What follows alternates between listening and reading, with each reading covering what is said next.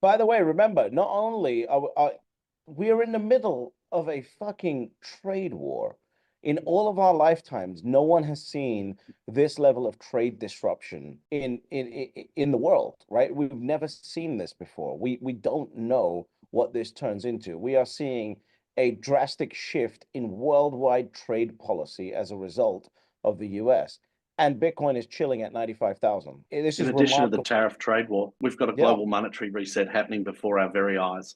And And to that your point, it's still sitting at 100 or near it. It's unfathomable to me. This is where we are, despite all of the geopolitical events that are happening in front of us. That's what I'm seeing in front of us, and this is where it's funny. It feels like Trump's speedrunning the whole world into understanding Bitcoin volatility because he's bringing the volatility of Bitcoin to traditional markets, and I think people are sitting there squirming about the volatility in traditional finance, and they realize, hang on a second, if I've got to deal with crypto style volatility in traditional finance in my stocks and bonds and everything else, and I'm not getting the return, I may as well move to Bitcoin where I get the return and I'm rewarded for the volatility. And this is where, through time, we're going to see more and more people shift their portfolio to Bitcoin because they realize that volatility is everywhere. And it feels like we're in the midnight, well, early 1920s on that Weimar chart of watching it v gold, where it's just going to oscillate, and the volatility is going to get more and more over the next 10 years, I think, as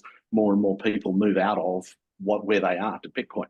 And there's only one safe haven, and this is where, to me, yes, it's about getting rich, but Bitcoin also helps preserve you from being poor, and that's the flip side of it. That if you stay in those assets, whether it's stocks, bonds, properties, whatever else, you've got to protect yourself from becoming poor by buying Bitcoin.